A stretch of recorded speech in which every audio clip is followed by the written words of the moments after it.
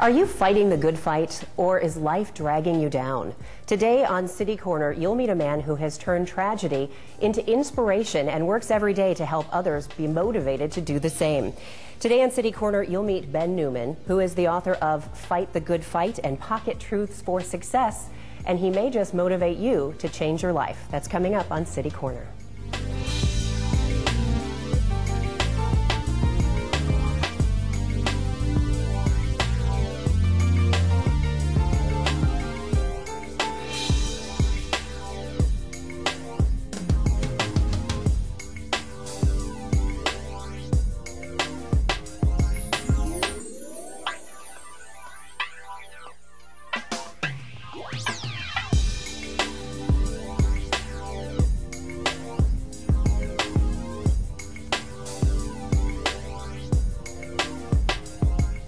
Welcome back to City Corner on STL TV. I'm Debbie Monterrey.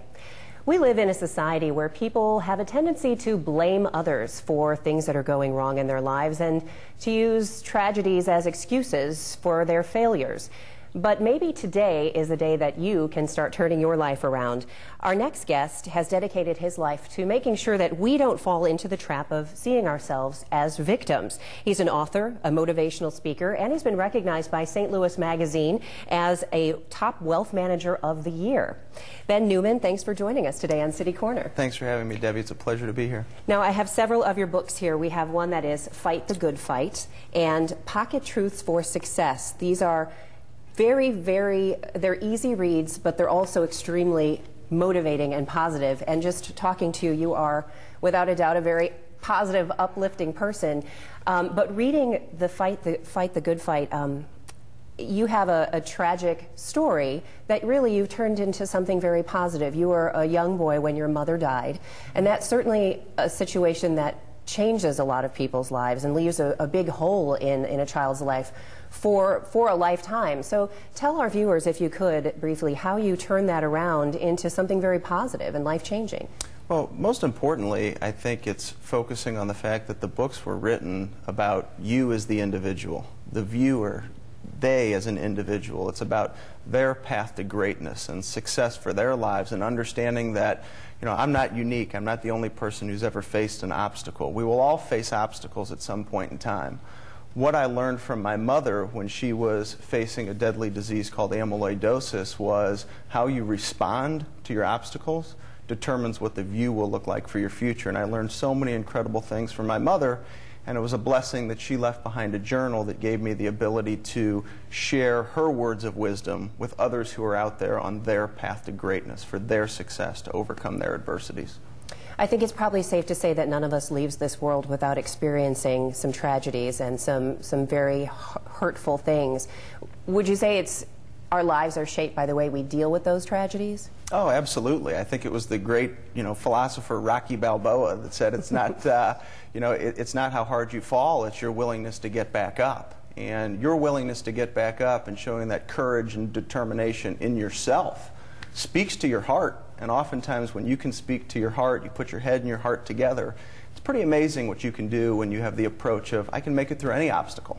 So how do you get to that point? Because there are people who have had tragedies like yours or others where that defines their existence and they can't move past it. So what was different for you, or what helped you to move past it and turn that into something motivating? Well, one of the things that I recognized through reading my mother's journal and recognizing how she lived her life was she always surrounded herself with great teams. She had great nurses and doctors, but beyond that, it was family, it was relatives, it was friends. It was the recognition that when you can have other people on your team, you can achieve so much more in your life and make it through those obstacles. So that's been a big focus. For me, it's the blessing of having great teams around you. It's no fun if you do it by yourself. It's always better to do it with other people. You enjoy the ride, you learn so much more. And I think oftentimes if you surround yourself with great people and you have a commitment to being a lifelong learner, you'll have more fun and you'll make it through the obstacles a little easier. A lot of people have a lot more obstacles these days. Things were going pretty well for a lot of people for, a decade or two, and it's hard to turn around without bumping into somebody who has lost a job or lost a house.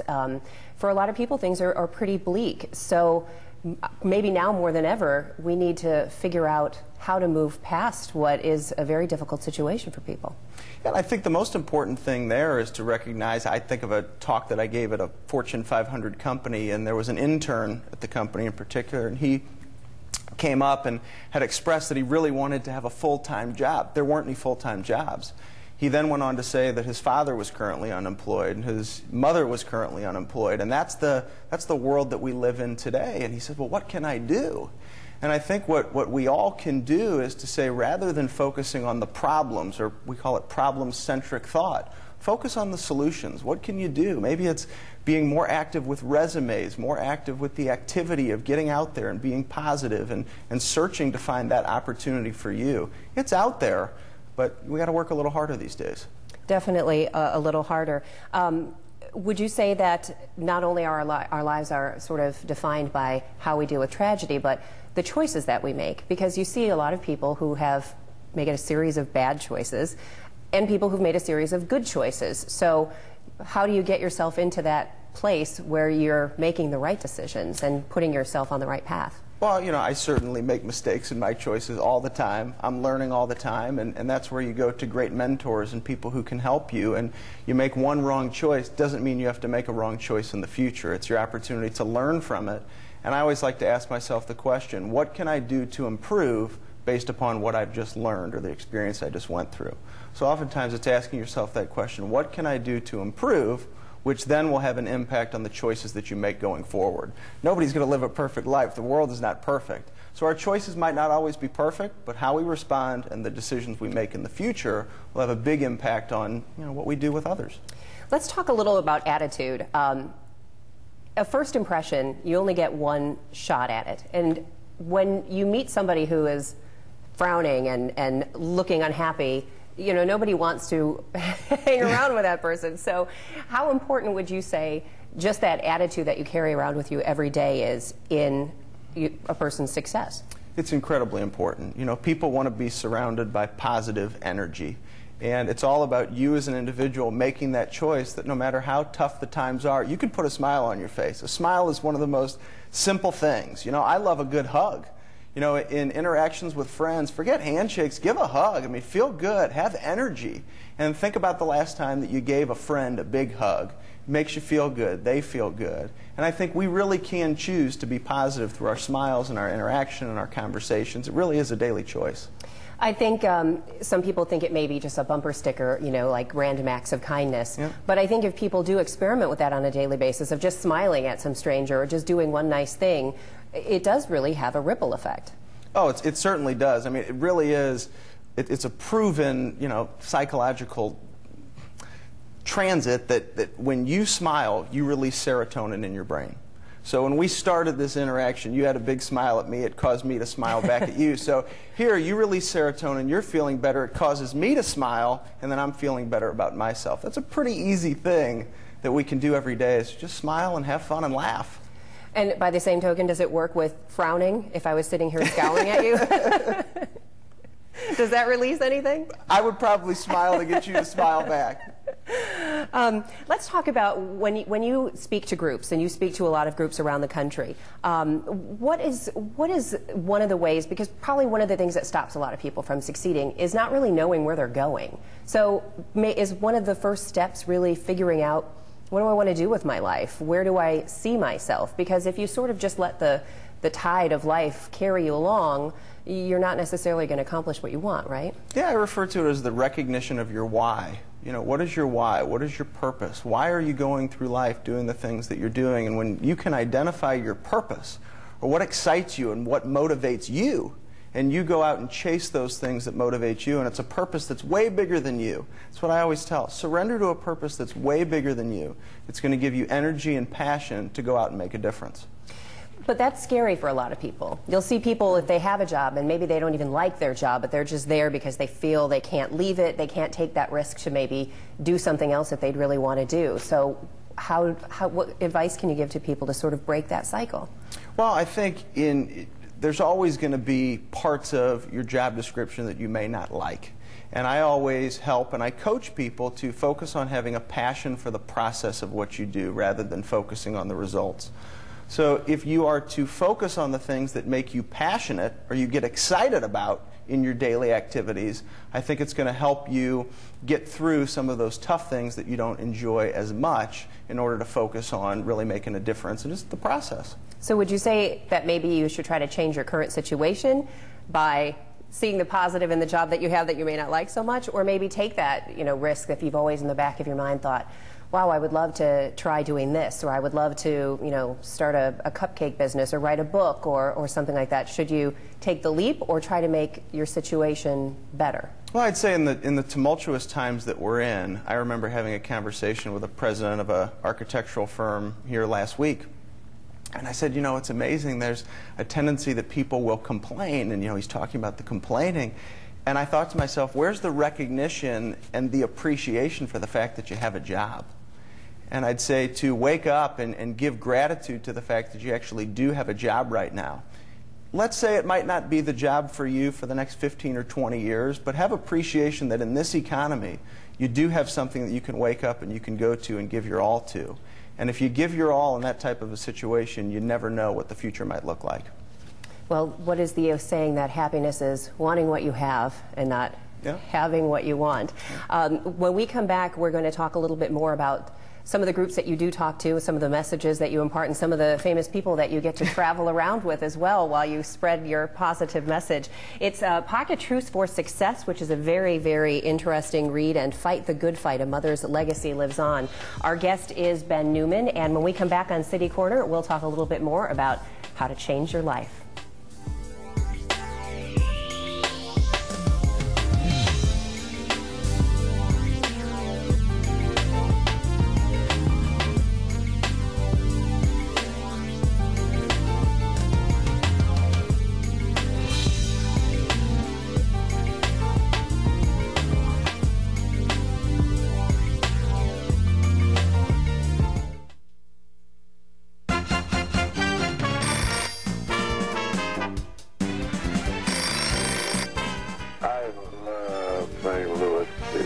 I love your show. I think it's a lot of fun.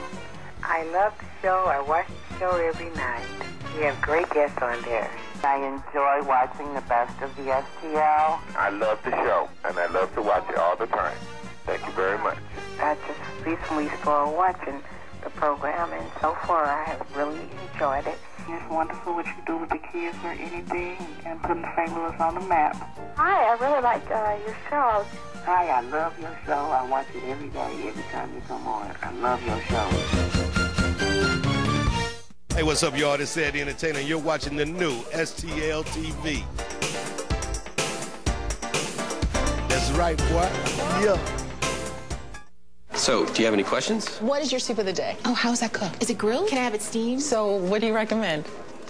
Any questions? For the 10 questions everyone should know, go to ahrq.gov.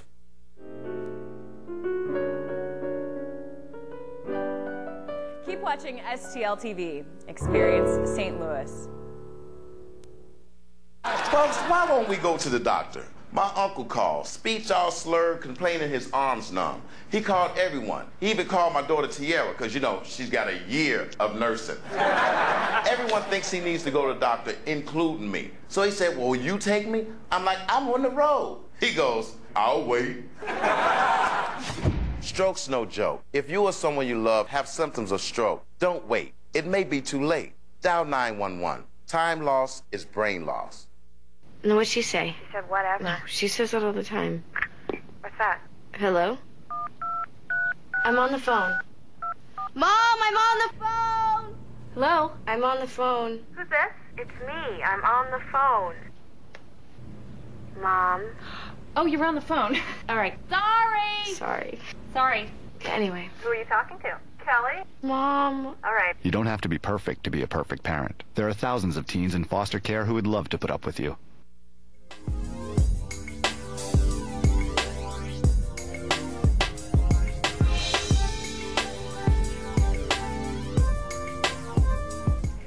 Welcome back to City Corner on STL TV. I'm Debbie Monterrey, and we're talking today with author and motivational speaker Ben Newman, also a native St. Louisan, the author of several books, and I know you're working on another one as well. We have Fight the Good Fight, Pocket Truths for Success, and those are both available on Amazon.com, and I noticed that one of those books got a couple 5-star reviews, so good for you.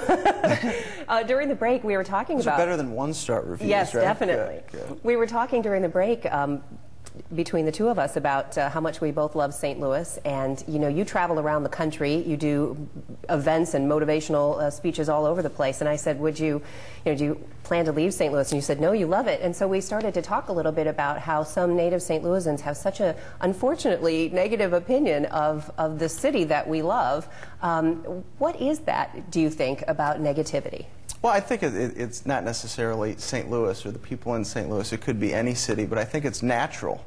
You know, what goes through our minds is what's negative, rather than focusing on the things that are positive. And I think it's a tough thing, because naturally we think about the things that are negative. You go to a restaurant, rather than pointing out all the things that are positive, oftentimes it's the stuff that people think are negative. Well, it's a choice, and just choose to find the positive things. Highlight the positive things in your life, and oftentimes you'll end up feeling good about yourself. You'll be empowered, and people will get a better sense of the feeling and the positive energy that you really relay to them.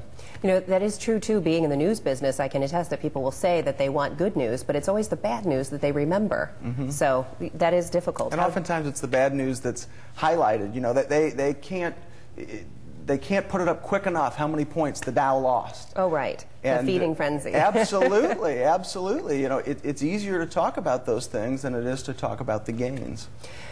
One of the things that you say in Pocket Truths for Success is something about rejection being sweet.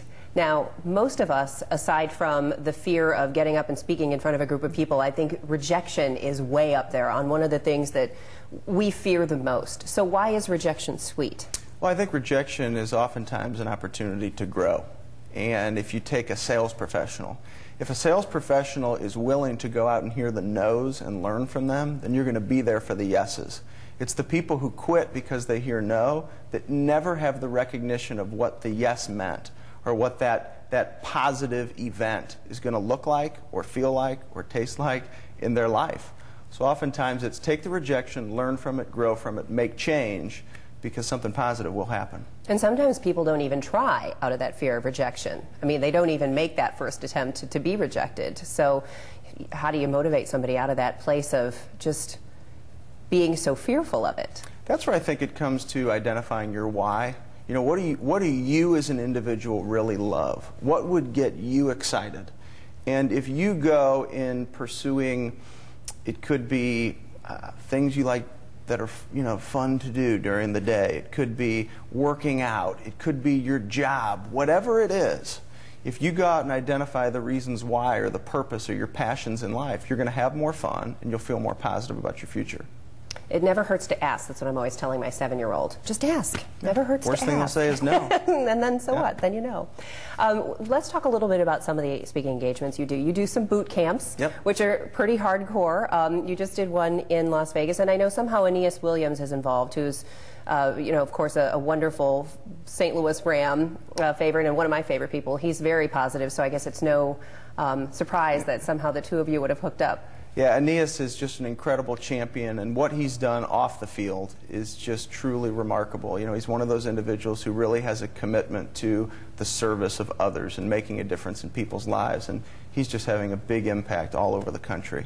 So how do we take people like you and Aeneas and that whole feeling of positivity and make it spread? Because especially now, especially with this economy, you know, people just seem really on edge. You know, they just seem very quick to anger, you know, quick to flare. Mm-hmm. How do you plan to, what's your plan for world domination, Ben Newman? Well, I think it's really helping people as an individual recognize that we're all different.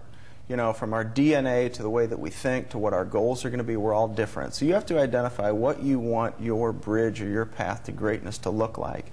And then you have to put the habits in place every single day to make sure you're going down that bridge. So that's what I love when I have the opportunity to travel around the country. It's working with different groups, from charities to financial institutions to sports organizations, that everybody's different.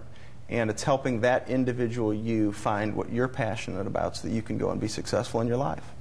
So when you're talking to, say, a nonprofit, is the message that you're giving specific to a nonprofit? Is it different than the message you would give when you're speaking to the CEOs of major corporations? Well, with a nonprofit, it's thank you. You know, it's just a huge thank you, thank you, thank you. One of my favorite charities here in St. Louis is the St. Louis Crisis Nursery, and I had the opportunity to give a talk with their volunteers last year, and it is just incredible what they do for the children of our community, which are the future leaders of our community. So charities, it's a big thank you. And you know, the CEOs, it's helping a CEO find out what are they doing? Why are they on their path to greatness? And oftentimes, you know, a CEO might not have complete clarity on what it is that they want for their life. And once they find that, oh, the companies soar, and then the people want to follow you. And in many ways, those two, the volunteer at St. Louis Crisis Nursery and the CEO of a corporation, both have that same opportunity to really help the community and to give back. The CEO, you know, has those resources behind them of a company and hopefully some, you know, charity and workforce. So in many ways, I suppose those two are much more intertwined than you might think. Oh, absolutely. Absolutely. Yeah, I mean, certainly in charities, you know, it's what the organization does with other strategic partners. Another great charity in St. Louis, Operation Food Search. I mean, you look at their strategic partners with, you know, be it Deerbergs or the grocery stores and companies. It's amazing. I mean, there's awesome things going on in St. Louis, really awesome things. So we've talked about attitude and about personal success and finding goals. Is giving back, is volunteering, are those things part of becoming a whole positive person? I think it's incredibly important, once again, to identify where would you want to give back. So I'd say, Debbie, what excites you? What charities? Get involved with a charity where you can give back. And I think oftentimes when we take that time to serve others, you get so much more in return.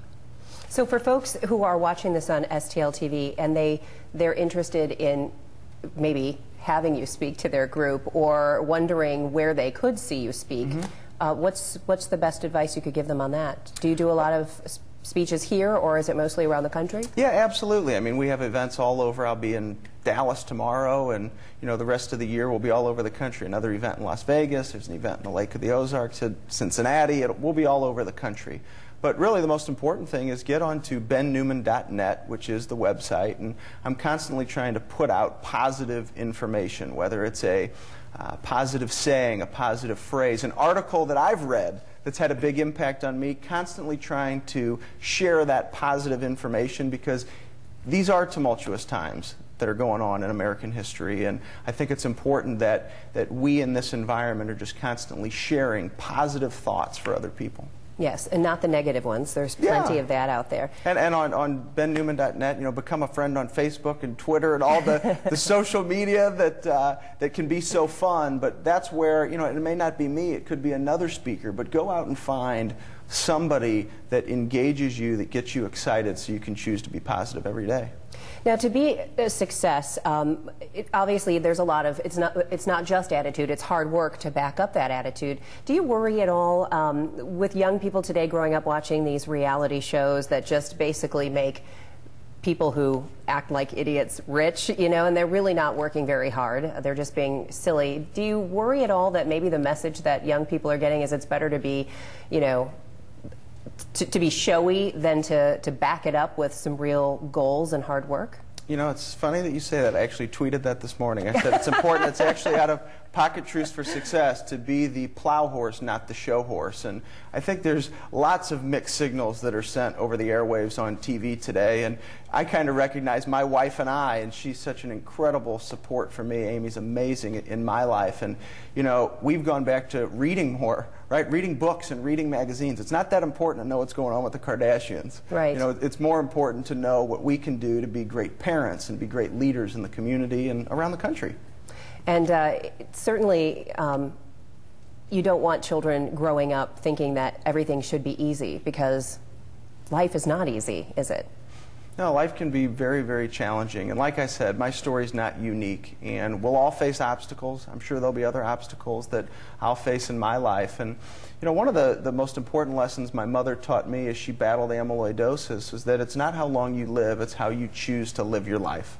So whether you currently have a story that's tucked away on your mental shelf and you haven't had the strength to share it, or you're currently facing an obstacle or you're going to face an obstacle, always remember it's your choice. It's your choice how you respond.